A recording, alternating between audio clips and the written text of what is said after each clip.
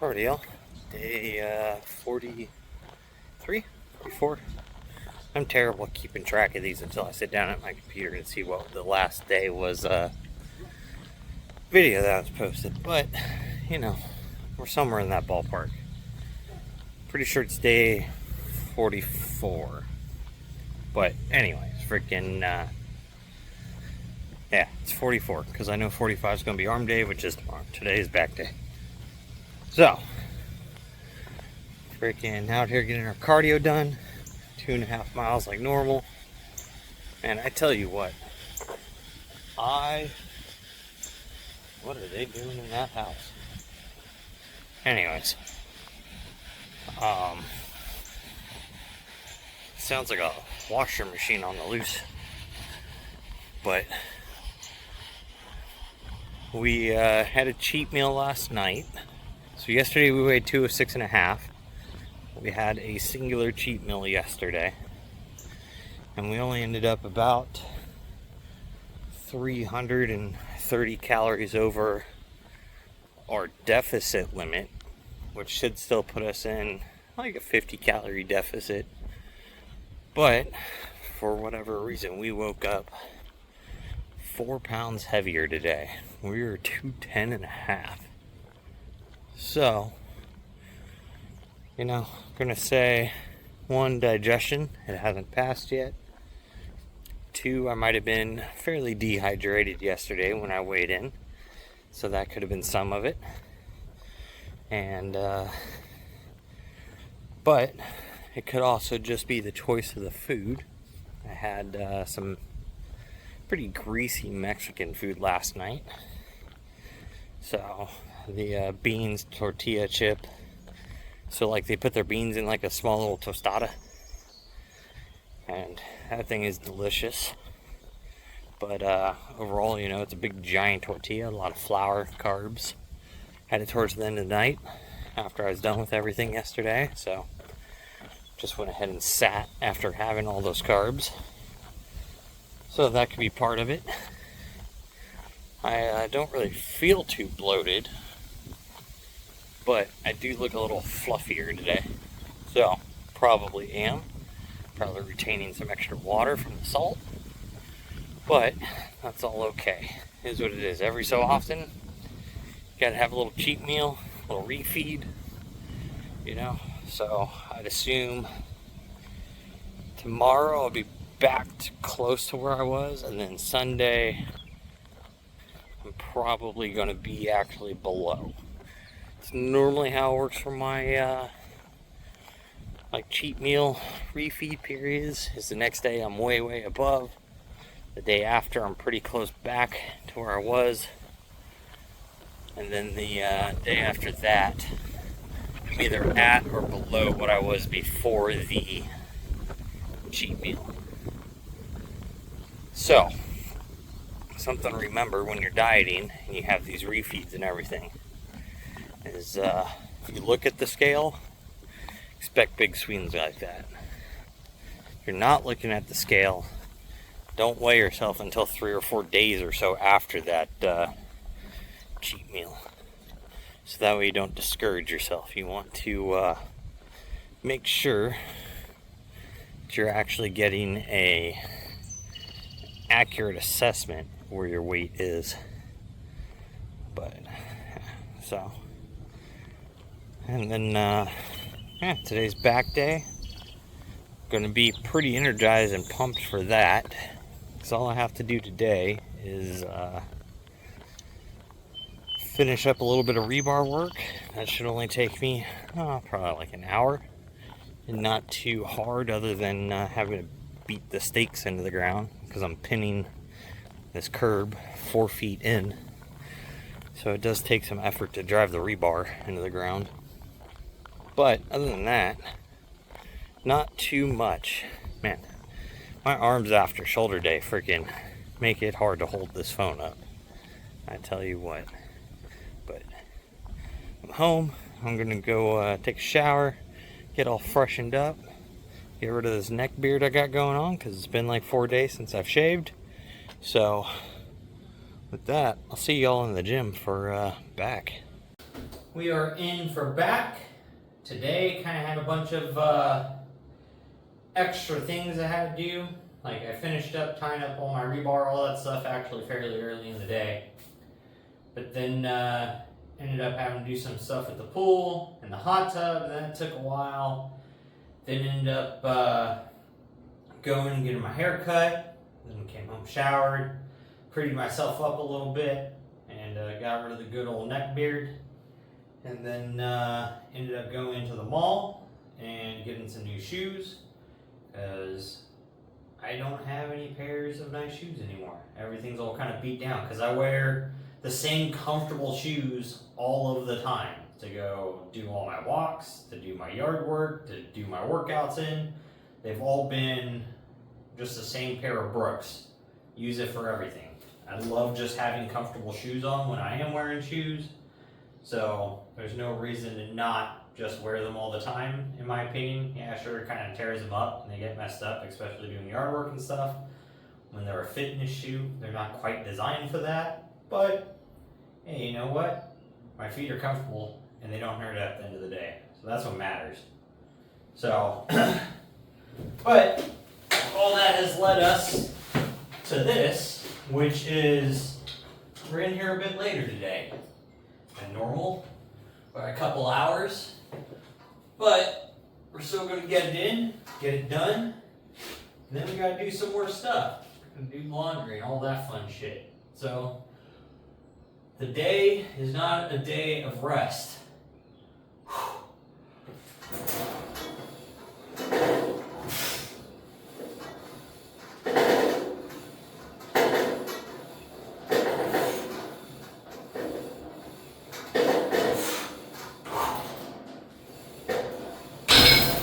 Woo! So that's 150 pounds on the stack. So that feels pretty good. We warmed up at 80 pounds, 120 pounds, now 150. We're going to keep them there for the rest of our working sets and move on from that. I already feel the lats getting a little bigger. So I'm going to go ahead and finish those things up, then we'll move on. We're going to go ahead and move into dumbbell rows. 60 pounds like we did last week. No warm-ups or anything for these, just straight into them. We've already warmed up the lats a little bit. Shoulders already a little bit warm because we've already been pulling. So let's go ahead and get these things going here.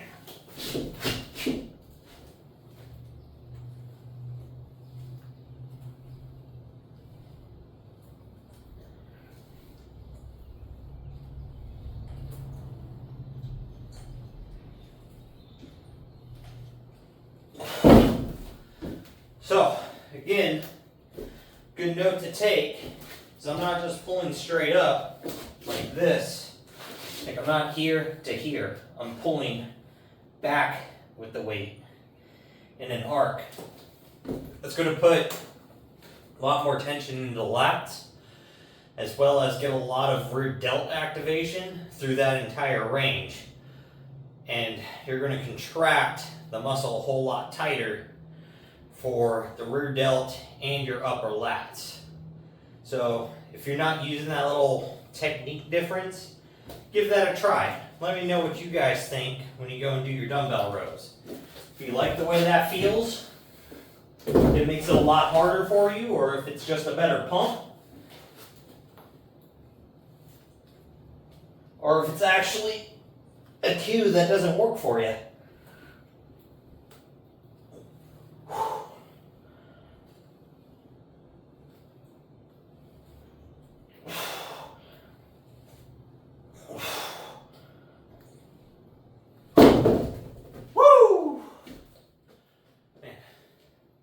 I do like doing dumbbell rows. Makes you feel good. So, I can't wait till I can finish my stack at 70 pounds and then end up having to order some new dumbbells just because I'm getting stronger. So, we'll have to order us 80, 90, 110, 100. And if we get as strong as we used to be, I'll have to go all the way up to like a 150 pound dumbbell. So, that'll be cool though. If we could pull 150-pound dumbbells for rows again, whoo, boy, oh boy, back be huge, be thick. But anyways, we're going to incline cable rows. So we got 70 pounds on the stack. Let's go ahead and hit these things. Let's see if they feel like they did last week.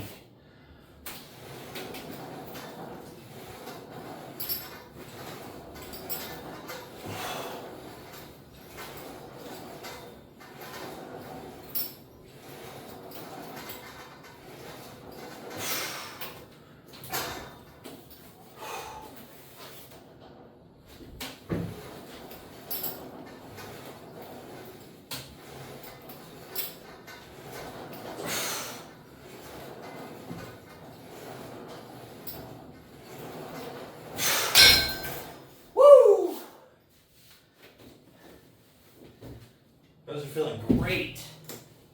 I actually feel slightly light, but I don't think I'm ready for that next jump up to 80 for those yet. Thinking that'll be a next week thing. It'll be 80 pounds for those, for sure. So we'll see how it feels after 5 sets of these, and that'll make the adjustment there. If we bang them out and it's simple, going to 80 pounds next week. If we struggle on that last set, maybe we'll leave it at 70 still. We'll see. Maybe we're just feeling a little weak today, and we can walk in next week and 80 pounds is going to be light. We'll find out. So some of these things are just going to jump up all crazy, and others are just going to stall behind for a while. So it's kind of weird how that works.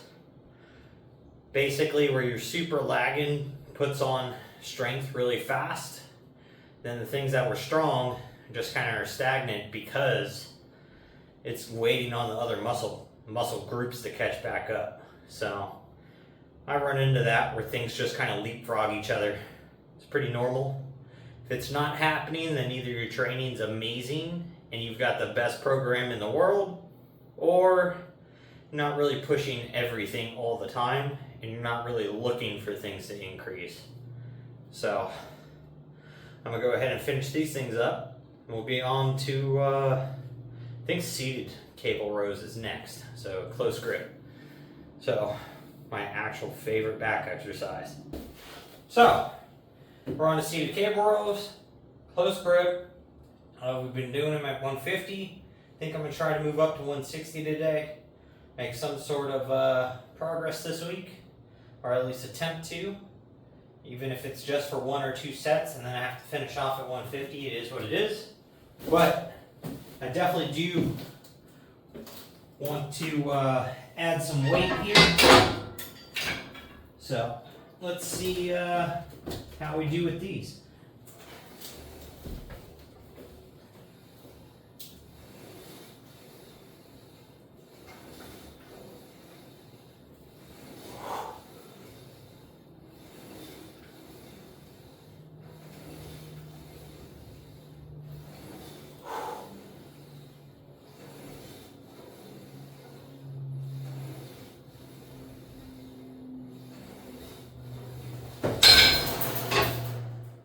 Woo!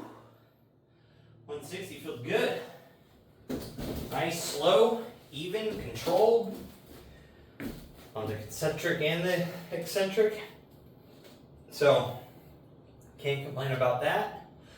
Actually doesn't feel all that heavy, which is great, especially for 160 pounds. I mean, don't get me wrong, it's heavy, but the way it feels on me isn't extremely overloaded. So we're definitely very stimulated from that. And I'm gonna go ahead and finish those up, and then we'll have shrugs and cable crunches as a superset, and we'll be out of here. On to shrugs, cable crunches, and we're done. Simple, short back day. I mean, I guess it wasn't that short, but just very simple. We target each section of the back that we're trying to focus right now, and then we're out of here. No No extra fluff. Not really any extra talking today. Didn't really have much to say.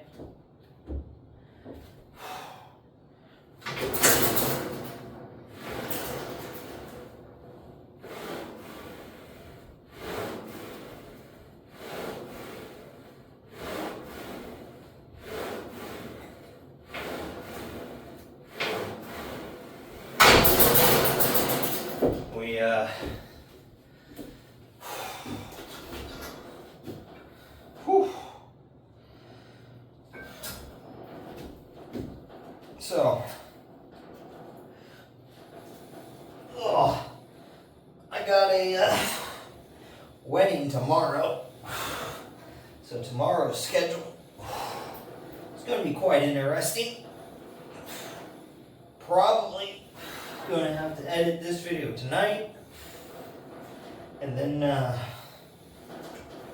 tomorrow I've got to wake up super early to go do my walk. Get that cardio talk recorded, and then go do arms in the morning, and then edit. Or no, tomorrow's video I can do Sunday morning, because then Sunday morning I've got to go buy like a pallet of concrete and then mix and pour that for my curb. So it is a very busy weekend. Now we're into that whole, we're changing our schedule to adapt to things we got to get done.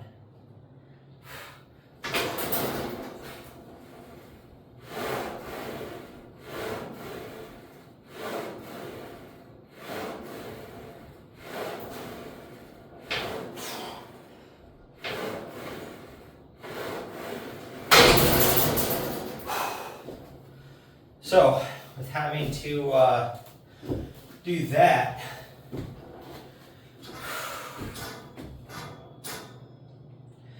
we also have to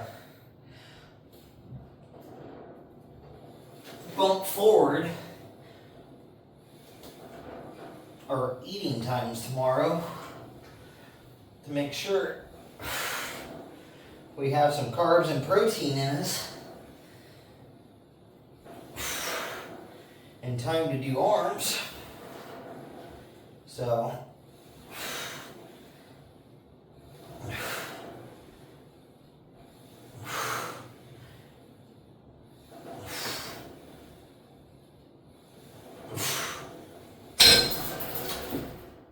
it is definitely a task to make sure we're still posting a video on these days when things are just super hectic, but this is what I want to do.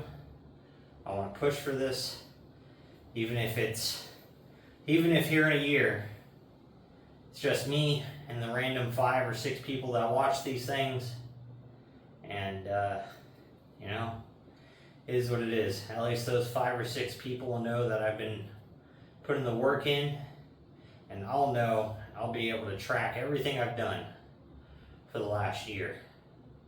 So I can look back and be like, I made progress. This is where I slacked off. This is where I needed to make changes. And then I can, review and then make changes again. So I think that's really the only way to make a lot of progress in life. You have to set goals, work to those goals, see how you got to the goal, and then you could either reset that goal but further down the line in its progression, whether it's fitness, you get to 225 on a bench, now you want to go, 275 on a bench, or whatever, run a mile, or if you're a commissions like salesman, you sold $100,000, next year you want to sell $150,000. Like, it doesn't matter, it applies to everything. So I think, and then if you fail on reaching your goal, all you can do is look at it and you can self-reflect and figure out why you failed. And you can either accept the fact that you were the reason you failed, because let's be honest, 99.98% of the time, you're going to be your own reason you failed. Unless it's something crazy, like you want to start a business and you can't get loans or something, you know, like that's a whole different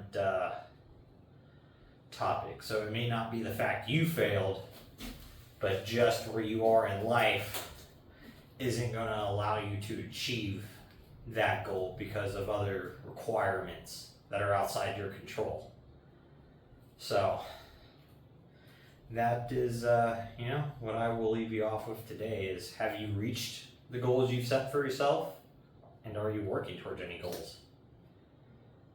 And if you have or haven't, put it down in the comment section. What are you working towards? Have you failed? Are you still working towards it? Or did you meet your goals that you already set for the year? So with that, get out there, get it done. Don't be a lazy fuck.